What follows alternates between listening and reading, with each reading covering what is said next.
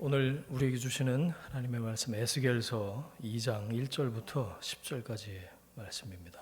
구약성경 1152페이지 에스겔서 2장 1절부터 10절까지 우리 한 목소리로 함께 읽겠습니다. 그가 내게 이르시되 인자야 네 발로 일어서라 내가 네게 말하리라 하시며 그가 내게 말씀하실 때에 그 영이 내게 임하사 나를 일으켜 내 발로 세우시기로 내가 그 말씀하시는 자의 소리를 들으니 내게 이르시되 인자야 내가 너를 이스라엘 자손 곧 패역한 백성 나를 배반하는 자에게 보내노라.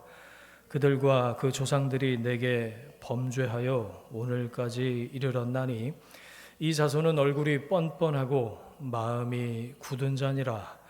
내가 너를 그들에게 보내노니 너는 그들에게 이르기를 주 여호와의 말씀이 이러하시다 하라. 그들은 패역한 족속이라. 그들이 듣든지 아니 듣든지 그들 가운데 선지자가 있음을 알지니라. 인자야 너는 비록 가시와 찔레와 함께 있으며 전갈 가운데 거주할지라도 그들을 두려워하지 말고 그들의 말을 두려워하지 말지어다. 그들은 패역한 족속이라도 그 말을 두려워하지 말며 그 얼굴을 무서워하지 말지어다. 그들은 심히 패역한 자라. 그들이 듣든지 아니 듣든지 너는 내 말로 고할지어다. 너 인자야 내가 네게 이르는 말을 듣고 그 패역한 족속같이 패역하지 말고 내 입을 벌리고 내가 네게 주는 것을 먹으라 하시기로 내가 보니 보라 한 손이 나를 향하여 펴지고 보라 그 안에 두루마리 책이 있더라. 그가 그것을 내 앞에 펴시니 그 안팎에 글이 있는데 그 위에 애가와 애곡과 재앙의 말이 기록되었더라. 아멘. 네 발로 일어서라 라는 제목으로 말씀을 함께 나누겠습니다. 자, 1장 1절 한번 보세요. 오늘 본문은 2장부터인데 엊그저께 시작한 에스겔서 묵상 1장 1절을 보시면 이스라엘이 바벨론 포로로 끌려갔을 때 이 청년 에스겔의 나이가 나와요. 30째 해 넷째 달 초다새 이게 에스겔 나이예요. 2절 보시면 사로잡혀 간 지 5년 됐다고 그랬죠. 여호야긴이 붙들려 갔다. 이거는 이스라엘이 바벨론의 포로로 붙들려 갔다. 그 뜻이거든요. 그때 에스겔도 같이 붙들려 간 거죠. 다시 1절을 보시면 30이 됐어요. 그러니까 5년이 지난 거죠. 자, 보세요. 30살 청년이요. 낯선 타국 포로지 바벨론의 노예가 된 지 5년이 된 거예요. 그 장소가 어디냐면 그발강이라고 거기 나오죠. 그발강가 강 이름인데 그 창세기 공부할 때 우리 기억나세요? 티그리스 유프라테스 강? 그 상류이 같은 데서 발원을 한 건데 그 상류가 우루라는 도시 기억나시죠? 거기에 운하를 뚫기 위해서 바벨론이 노예를 동원을 한 겁니다. 25 청년이 낯선 타국에 그 운하 사업의 노동자로 노예로 끌려간 거죠. 두 글자로 뭐예요 이게? 절망이에요, 절망. 그 5년을 어떻게 버텼을까? 성경에 나오지 않지만 우리가 미루어 짐작이 가능합니다. 그발강가에서 에스겔이 환상을 본 게 1장부터 이제 쫙 펼쳐지는 거죠. 이 에스겔이 원래 제사장 집안 출신이거든요. 그런데 한창 나이 25에 제사장 집안 출신이면 이스라엘에 그냥 있었으면 그냥 제사장으로 세습직이니까 그냥 태어나서 제사장으로 그냥 평생 살면 되는 건데 포로제에 와서 성전도 없는 곳에 제사장이 쓸모가 없어요. 거기에 노예로 끌려갔으니 5년째 거기서 이거 뭐 듣도 보도 못하는데 끌려와서 노예 일을 하고 있으니 나라도 잃었죠. 직업도 잃어버렸어요. 미래가 삭제됐어요. 젊은이의 절망. 저는 1장 1절을 딱 보면서 에스겔의 절망이 느껴져서 한참 1장 1절에 머물러 있었어요. 여러분, 이스라엘의 처지나 에스겔 개인의 형편이나 매 한 가지였다. 에스겔서가요, 절망으로 시작돼요. 희망이 전혀 없는 현실. 여러분, 이 말이 쉬 5년이지. 여러분의 지난 5년을 한번 돌이켜 보시면 어떨까 싶어요. 끌려간 지 5년째 되는 해. 그리고 노예 생활을 하고 노동을 매일 아침 출근해서 하라는 대로 하고 땅을 파던 그 절망의 바로 그 발강가 그 장소에서 하늘이 열린 겁니다. 하늘이 열린 거예요. 이게 에스겔서의 시작이에요. 이게 중요해요. 성경에서 하늘이 열렸다, 이 같은 말이 있는데 말씀이 임했다라는 겁니다. 어디다가 쓰세요, 여러분.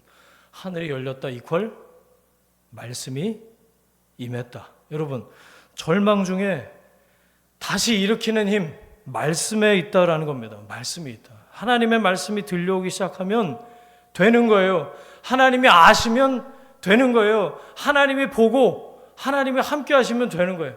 하늘이 열리면 되는 거죠. 뭐 거기가 포로지든 노예 생활을 하고 있든 5년이 지났든 50년이 지났든 하늘이 열린 게 중요해요. 말씀이 임했다라는 게 중요해요. 하나님이 다시 일으켜 세우신다는 거예요. 여러분, 고통스러운 현실에 저는 그런 표현이 어떤 책에서 보고 절망을 밥 먹듯 한다. 밥은 하루에 세 끼, 여기 4끼 먹는 분도 계신 것 같은데 고통스러운 현실에 절망을 밥 먹듯이 되풀이하는 사람들, 그리스도인 중에서도요, 이 에스겔서 1장 1절에 그냥 머물러 있는 사람들이 많아요. 여러분, 거기에 그 미래가 삭제된 절망에 코박고 집중할 이유가 전혀 없습니다. 여러분, 하늘이 열리길, 말씀이 임하길 기도하십시오. 그러면 더 이상 고통은 절망은 우리를 붙잡을 수 없는 줄 믿습니다. 하늘이 열렸는데, 말씀이 임했는데, 여러분, 말씀이 들리면 그 고통, 절망적인 현실을 이길 수 있는 힘이 말씀으로부터 온다. 이게 에스겔서 1장에서 건져 올리는 첫 번째 메시지예요. 예수님이 세례 받으실 때 그 장면 기억나세요? 마태복음 3장 17절 보니까 하늘이 열리면서 하늘에서 소리가 들렸어요. 뭐라고 하나님이 그러셨죠? 이는 내 사랑하는 아들이요, 내 기뻐하는 자라. 성경의 패턴이 똑같아요. 하늘이 열린다, 말씀이 임한다, 그 뜻이에요. 그 힘으로 공생의 일을 시작해서 십자가까지 예수님이 가시잖아요. 우리도 여러분 최후 승리할 때까지 갈 수 있는 힘은 말씀으로부터 오는 줄 믿습니다. 여러분, 이 말씀이 들리기 시작할 때 있으시죠? 그럴 때 있어요. 말씀이 들리기 시작할 때, 그때 하늘이 열리는 때, 그때가 여러분의 삶에 하늘이 열리는 시간이에요. 이는 내 사랑하는 아들이요, 내가 기뻐하는 자다. 네, 하나님의 사랑, 하나님의 기쁨, 하나님의 헤세드가 임하는 거예요. 평안이 회복되는 거죠. 말씀이 임해서. 그러니까 두려움과 불안이 밀려나서 사라지는 거예요. 아픈 마음, 아픈 육체가 치유되는 거죠. 말씀이 임할 때. 에스겔 이름의 뜻이 하나님이 힘을 주신다, 그런 뜻이에요. 에스겔, 하나님이 힘을 주신다. 네, 하나님의 invisible hand, 보이지 않는 손인 말씀. 저는 말씀이 하나님의 보이지 않는 손이라고 생각해요. 이 말씀을 통해서 하나님이 힘도 주시고, 아멘. 말씀을 통해서 평안도 주시고, 아멘. 말씀을 통해서 치유도 주신다, 아멘. 그러니까 말씀이 들리는 게 가장 큰 축복이에요. 말씀이 들리는 게 하늘이 열리는 사건이 맞죠. 하나님의 말씀을 여러분 듣게 되시기를, 하늘이 열리는 것을 경험하게 되시기를. 그래서 절망 중에 바로 그 사건을 경험하고 간증하는 여러분 되시길 주 이름으로 축원합니다. 그 다음에 이제 환상 내용이 쭉 나와요. 내 생물, 내 바퀴 보셨어요? 1장? 이게 요한계시록에 있는 환상하고 비슷한데요. 계시록 4장을 보면 거기도 내 생물이 나와요. 네. 소, 뭐 독수리, 뭐 어쩌고.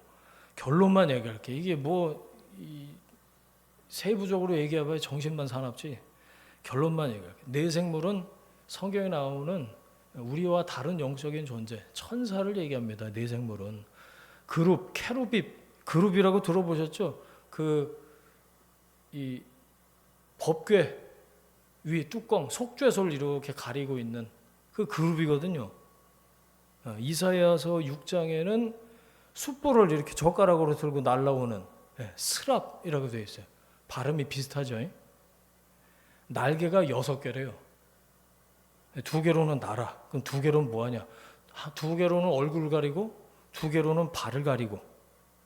성경에 나오는 천사, 부리는 영이라고 그랬어요. 내가 부리는 게 아니고요. 하나님이 부르시는, 그러니까 사역을 시키는, 하나님이 일을 맡기시는 존재, 그게 천사인데, 저는 그래서 이 천사가 갑자기 내 생물이 등장하는 걸 보면서 여기 일하는, 사역을 하는 원리가 여기 나오는구나 생각했어요. 여러분, 자기가 가지고 있는 힘의 에너지의 3분의 1은요 얼굴을 가리는 데 쓰는 거예요. 뭘까요? 내 영광을 가리는 겁니다. 하나님께만 영광을 드리는 거예요. 그게 사역자, 사명자의 자세예요. 영광을 내게 돌리지 마옵소서. 겸손하게 하나님 앞에 엎드리는 거죠. 여러분, 사역에서 그래서 중요한 건 겸손이에요. 하나님의 힘으로 하나님이 시키시는 거 하나님이 주어가 되셔서 하는 게 사역이지. 그렇죠? 겸손함이 중요하다. 겸손에 이 에너지의 3분의 1을 쏟고, 이 발을 또 가린다고 그랬는데 정결함을 뜻하는 거예요. 더러운 부분을 가리는 거예요. 정결하게 하는데 3분의 1을 쓰고 나머지 3분의 1 힘을 가지고 뛰어도 충분하다는 거예요. 겸손하게 영광을 주님께 돌리고 또 3분의 1은 정결하게 하는데 집중하고, 그게 하나님의 일을 맡아서 하는 사명자의 태도, 모습이다. 여러분 기억하세요. 종은요, 하나님의 종은 사역보다 겸손이 더 중요하다. 왜? 하나님이 드라이브 하시니까. 이것을 꼭 붙드는 사명자가 되시길 축원합니다. 제가 2가지 메시지를 말씀드렸어요. 에스겔에서 나오는 1장 초반부에 나오는 그걸 가지고 말씀이 중요하다. 하늘이 열리는 사건이 중요했다.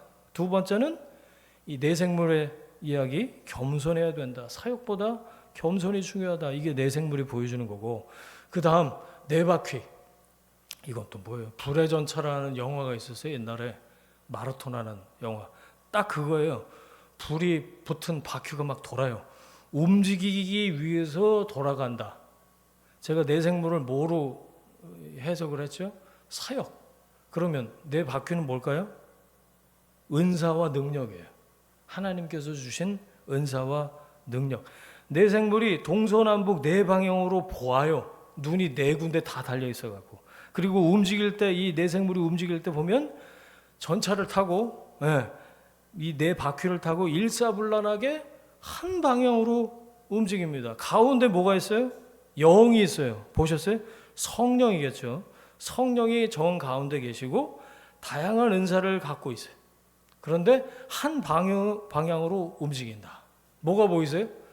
연합과 순종의 원리가 여기 있어요. 각기 다 달라. 방향도 사방을 향해 있어. 근데 딱 해서 움직일 때는 가운데 성령이 계시고 영이 움직이고 인도하는 대로 한 방향으로 간다. 뭐가 생각나냐면 옛날에 운동회 때 요즘 애들도 하나 2인 삼각이라고 이렇게 발 묶고 가는 거 있잖아요. 넘어지는 사람이 태반이죠. 2사람 묶어도 힘든데 한 17명 묶어봐요. 그거 뭐 앞으로 가는 게 쉽지가 않습니다. 자, 그런데 넷을 묶었어요. 그런데 일사불란하게 한 방향으로 착착착 움직인다. 이게 뭐냐? 이게 교회라는 거예요. 각각의 은사와 능력이 다 달라. 그런데 성령 안에서 한 방향으로 쫙 간다. 자, 9절 보세요. 날개가 서로 연하였으며 붙어 있다는 거예요. 그렇죠? 연합이에요. 연합. 12절 보시면 영이 어떤 쪽으로 가면 그러니까 성령이 주도하신다는 거예요. 그 생물들도 그대로 가되 돌이키지 아니하고 일제히 앞으로 곧게 행하며. 이게 특이하다는 거예요. 아니 눈도 다 다르게 달렸고 은사도 다 다르고 능력도 다 다르고 그런데 그러면 이합 집산 이 분열돼야 마땅한데 한 방향으로 간다는 거예요. 이게 특이하다는 거예요. 이게 뭘까요? 천국의 모습이에요. 이게 천국의 모습이에요. 하나님께서 이 환상을 통해서 절망의 허덕이는 에스겔을 통해서 이스라엘 전체에게 하나님 나라의 환상을 보여주고 계신 거죠. 자, 2장 1절 보세요. 드디어 에스겔에게 직접 하나님이 말씀하시는데 이 장면을 보면서 그 구약에 나오는 선지자들에게 하나님이 말씀하실 때 그 사람들이 어떻게 반응했는지가 딱 떠올랐어요. 대개 하나님이 부르실 때 보면 어떻게 반응들을 했죠? 주절주절 말들이 많아요. 모세 보세요. 그냥 이래 못해요, 저래 못해요. 뭐라 하더라? 뭐 간수치가 5배 올라가서 계단 올라가기 힘들어요. 똑같아. 모세 너 따라와라. 그랬더니 제가 어버버 말을 못해갖고 제가 자격이 없어서 회피하고 있잖아요. 그죠? 기드온도 그랬어요. 사사 기드온 처음에 오라. 그러니까 난 약합니다. I'm weak. 증거를 보여주세요. 양털에 물이 묻었다가 안 묻었다가 이게 맞는지 어쩐지. 예레미야도 그랬다니까요. 말씀이 임하니까 뭐라 그래요? 예레미야는 나는 I'm a child. 나는 아이라 말을 할 줄 몰라요. 근데 에스겔은요 어떻죠? 심플합니다. 이유가 뭔지 생각해 봤어요. 1장에 먼저 있었어요. 그리고 2장 1절이에요. 어마어마한 환상을 압도하는 영광을 그 은혜를 먼저 봤기 때문에 하나님 말씀하실 때 감히 할 말이 없는 거예요. 그 은혜에 압도돼서 환상에 압도돼서 그래서 하나님이 부르셨을 때 순종으로 응답하더라라는 거죠. 순종이 그냥 나오는 게 아니에요. 하나님의 은혜가 먼저 선제합니다. 그래서 패역한 이스라엘 이 표현이 계속 나와요. 이스라엘이 얼마나 이놈 새끼들 말을 안 듣는지 그들이 듣든지 안 듣든지 가서 말씀을 선포해라. 그 사명을 에스겔에게 주십니다. 자, 8절부터 10절까지 한번 보세요. 2장. 말씀을 먹으라라는 표현이 독특한 표현이 여기 나옵니다. 성경 전체를 통해서 이 표현이 여기에 등장을 하는데 내 입을 벌리고 내가 네게 주는 것을 먹어라. 말씀 어떻게 먹어요? 한 장씩 뜯어 먹어요? 여러분 사명을 받은 사람, 부름 받은 사람은요 말씀을 먹어야 돼요. 말씀이 자원이고 말씀이 컨텐츠고 말씀이 연료고 말씀이 생명인 거죠. 말씀을 먹은 사람이 쓰임 받을 수 있다는 겁니다. 가서 해야지 이래 갖고 하는 게 사명이 아니에요.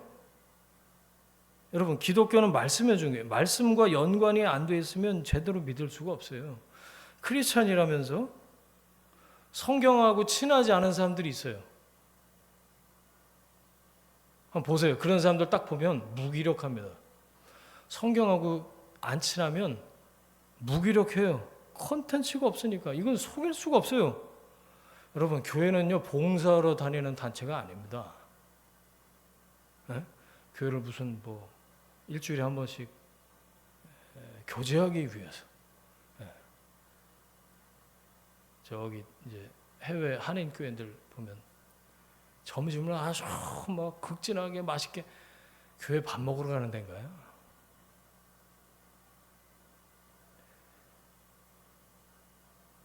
말씀, 하나님이 나에게 뭐라고 말씀하시는가?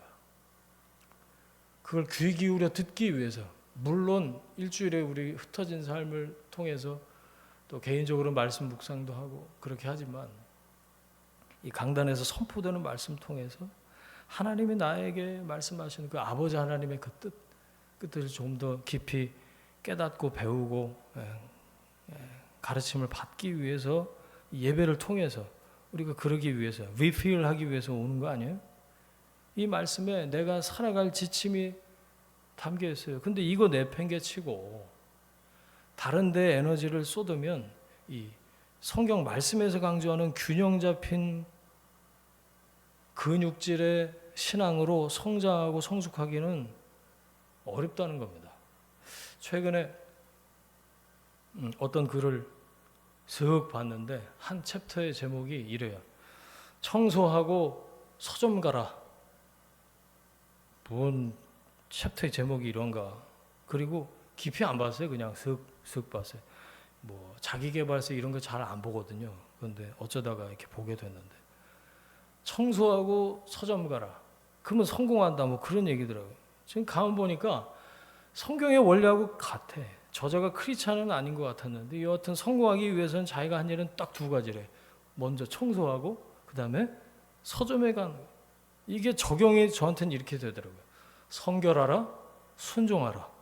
여호수아서에 이게 딱 나와요. 첫 번째는 성결, 두 번째는 말씀에 대한 순종. 이게 여호수아서에 나오는 승리의 비결이거든요. 그래서 이 책의 저자가 유사 기독교를 믿는 거 아닌가? 성경은 모르는데 크리스찬보다 원리는 더 잘 알고 있네.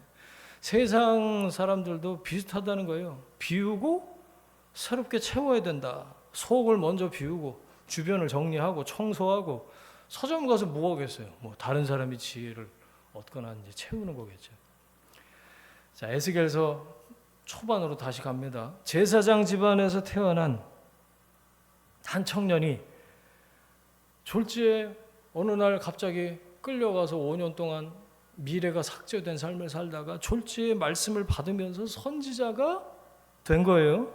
선지자라는 말의 히브리어가 뭘까요? 옛날에 한번 나눈 적이 있었던 것 같은데 힌트 두 글자입니다. 나자로 시작해요. 선지자, 나비, 버터플라이. 예, 그것과 발음이 똑같아. 선지자, 나비 외우기 쉽죠? 이 나비의 원래 뜻이 뭐냐면요, 부글부글 끓어오르다 그런 뜻이에요. 나비가 뭐라고요? 냄비가 부글부글 끓어오르다 이렇게 외우시면 돼요. 나비, 속이 부글부글 끓어오는, 속이 막 뜨거워갖고 밑에서 불을 떼는지 막 부글부글 끓어오는. 찌개 끓일 때 보면 보글보글하는 거 있잖아요. 그거 말고 그거보다 더 강력하게 물을 끓일 때 막 100도 이상으로 1시간 이상 막 뭐 끓여서 물이 팍팍팍 끓어올라가서 수증기가 위로 확 솟구치는 거, 그게 나비예요. 그 사람이 선지자, 그 사람이 사명자, 말씀을 받아서 속이 막 불이 나니까 전하지 않을 수 없는, 이게 나비, 선지자, 네, 말씀을 받은 사람. 여러분, 영적인 수증기가 그렇게 퍼져나갈 때 말씀이 선포가 되고 그 말씀으로 변화가 일어나는 거죠. 필요한 게 뭘까요? 성결과 순종, 정결과 순종. 청소하고 서점 가라 그랬듯이 여러분, 순종했으니 이제 말씀을 증거하라는 거예요. 내 안에서 끓어오르기 시작한 그 말씀, 에스겔이 환상을 보고 부르심을 받고 소명을 받고 이제 본격적인 사명을 감당하기 시작하게 될 텐데, 나를 뜨겁게 달구고 펄펄 끓어올라서 수증기가 막 솟구치는, 그래서 주변에 내 안에서 메이드된 이 가득 차서 넘쳐 흐르는 이 말씀의 영향력이 전달되기를, 주변에 그렇게 전달되기를 주님께서 사명자에게 원하시고 요구하신다는 거죠. 오늘 이 본문 2장에 있는 말씀을 가지고 책을 쓴 사람이 있어요. 유진 피터슨이라고. 메시지 성경 한 2년 전에 이렇게 제가 강조를 했던 기억이 있는데, 이 에스겔서 말씀을 가지고 책을 썼어요. 그분이 이제 돌아가셨는데, 책 제목이 뭐냐면 이 책을 먹어라. 이 책을 먹어라. 그러니까 뭐 식용 종이가 있던가, 뭐 그 책을 뜯어서 먹는 게 아니고요. 그 책을 책이 나온 전후에서 한 15년 전인가 굉장히 유행했던 게 하나가 있어요. 라틴어로 렉시오 디비나라고 들어보셨어요? 이 라틴어를 영어로 옮기면 디바인 리딩이에요. 디바인 리딩. 한글로는 거룩한 독서, 성경 읽어라 그거예요. 이 책을 먹어라. 이 책 말씀이죠 뭐. 딴 책이겠어요? 이 책을 먹은 게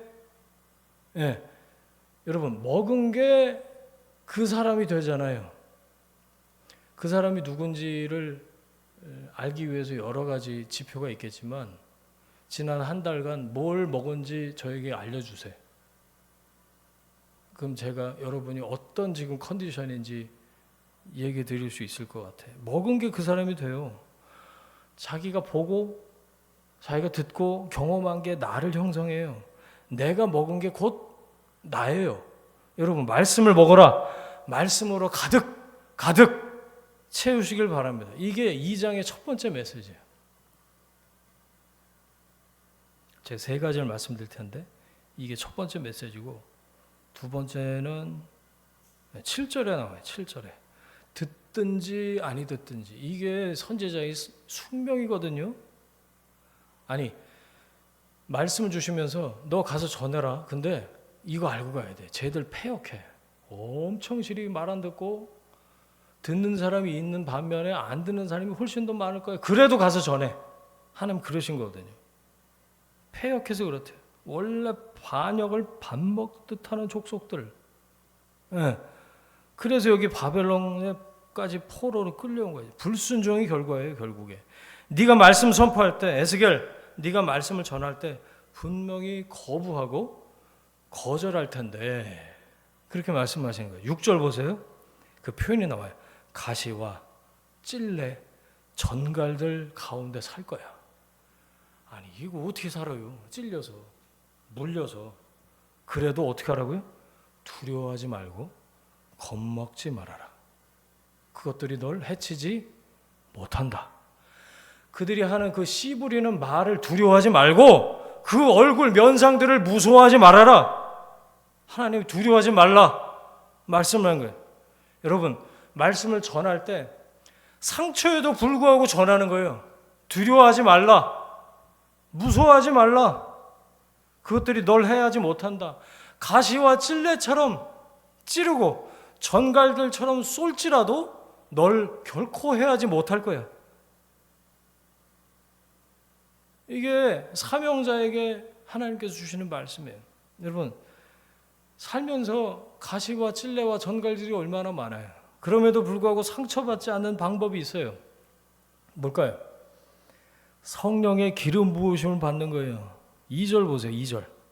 그가 내게 말씀하실 때 그 영이 내게 임하사 나를 일으켜 세우셨다. 아멘. 쓰세요. 일으켜 세우시는 하나님.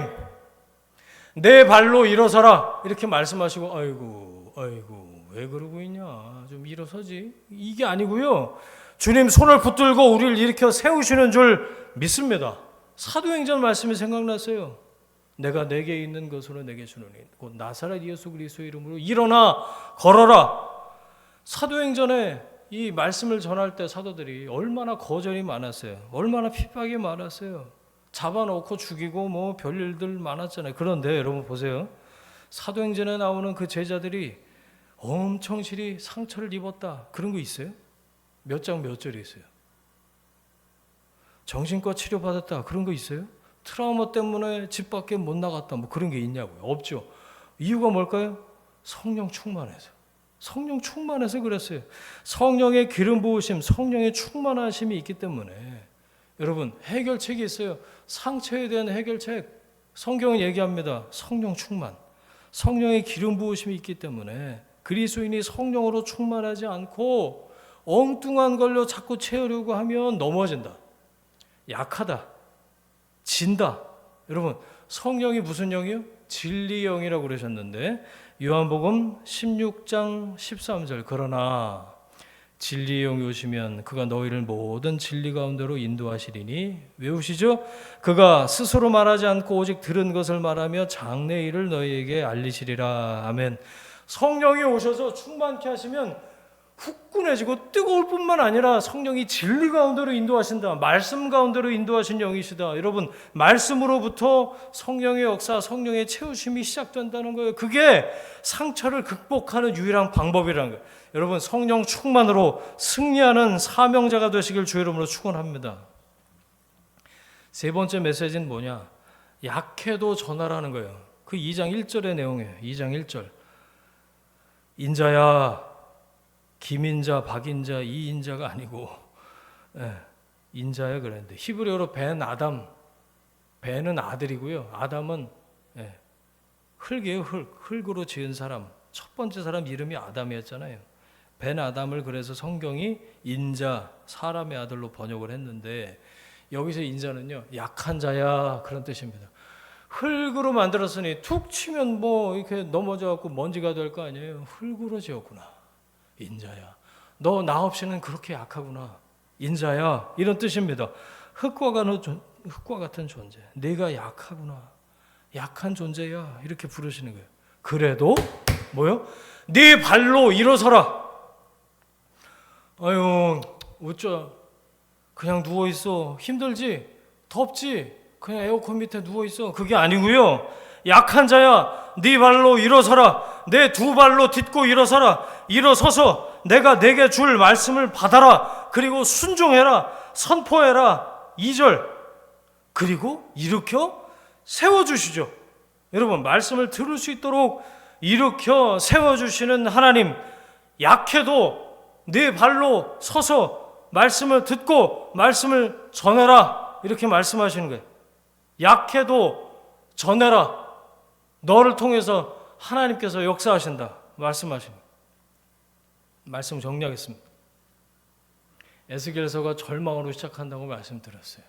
그런데 어느새 내 타이밍은 아니었지만 하나님의 때가 됐을 때, 5년이 지났을 때 그 포로지, 미래가 삭제된 그 절망의 공간에 하나님께서 하늘을 여시고 말씀으로 임하기 시작하셨어요. 여러분, 원치 않는 고통 중에 절망 가운데 있을 때 이 에스겔서 1장 1절 말씀 붙으세요. 30살이면 어때요? 하늘이 열립니다. 말씀이 임합니다. 절망하지 마시고 포기하지 마십시오. 말씀이 임하면 비로소 회복의 역사는 시작되는 줄 믿습니다. 하나님이 여러분 끝까지 책임지신다는 거예요. 그게 에스겔서의 말씀이에요.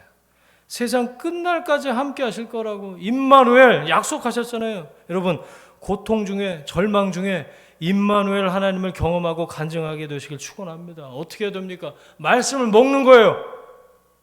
엉뚱한 거 찾아다니지 말고 말씀에 천착할 이유에 그 말씀이 나를 살리고 내 안에서 그 말씀이 내가 되고 나를 만들어 가시는 줄 믿습니다. 성결과 순종 두 가지를 기억하세요.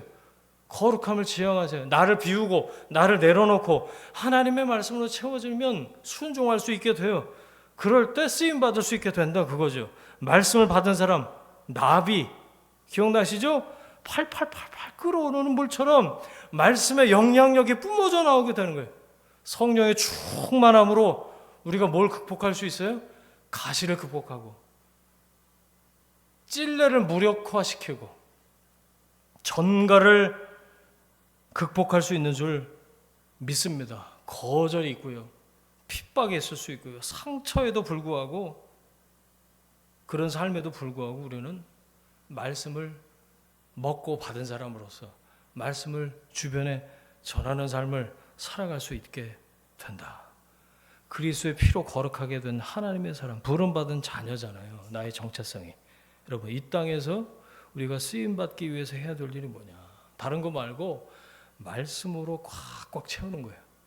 이 식어져서 냉랭해진 가슴으로 여러분 살지 말고, 상처받았어요, 나 좀 어떻게 해주세요, 그러고 널브러져 있지 말고 불붙은 인생, 성령의 불이 붙어서 끓어오르는 이 선지자의 심령을 가지고 살아가는 사명자들이 되시길 주의 이름으로 축원합니다. 일어나세요. 네 발로 일어서라. 주님 말씀하십니다. 성령께서 그냥 보고 계신 게 아니에요. 붙들어 세우셔서 이렇게 세우실 줄 믿습니다. 네 발로 일어서라. 여러분, 성령 충만하십시오. 그럴 때 부럽지 않아요. 성령 충만하면 두렵지 않아요. 성령이 충만하면 낙심치 않습니다. 말씀 붙들고 일어서서 말씀을 선포하는 사명자가 되시길 주의 이름으로 축원합니다. 아멘. 함께 기도하겠습니다. 이 시간에 하나님 나에게 주신 깨닫게 하신 말씀 붙들고 함께 결단하면서 한번 기도합니다. 같이 기도하겠습니다. 하나님 아버지 감사합니다. 에스겔서 말씀으로 내 상황과 하나님 저의 심령과 하나님 제 영혼에게 아버지 하나님께서 말씀해 주시니 감사합니다. 반복되는 고통과 절망의 현실에서 나를 계속 찔러오고 못살게 굴게 만드는 가시와 찔레와 전갈, 하나님 그 상황에 널브러져 있지 않고 하나님 주시는 말씀을 붙들고 말씀을 먹고 하나님 말씀으로 내 발로 일어서라, 주님 말씀하시는 그 말씀을 붙잡고 일어서서 성령 충만으로 하나님 말씀을 내 삶으로 전하는 성령 충만하는 하나님의 사람들 될 수 있도록 주님 인도하여 주옵소서. 위로하시고 격려하시고 하나님 다시 세워주시고 하나님 끝까지 함께 하시며 책임지시는 그 하나님 경험하고 간증하는 믿음의 사람들 될 수 있도록 주님 은혜 베풀어 주옵소서. 역사하실 줄 믿습니다. 이제는 우리의 주인 되신 예수 그리스도의 은혜와 하나님 아버지의 사랑과 성령님의 동행하심이 고통과 절망의 현실에서 널브러져 있지 않고 말씀을 붙들고 일어서서 그 말씀을 삶으로 전하길 원하는 성령으로 충만한 하나님의 사람들 위해 그들의 일터와 가정과 자녀들 위해 지금부터 영원까지 함께 하시기를 간절히 축원하옵나이다. 아멘.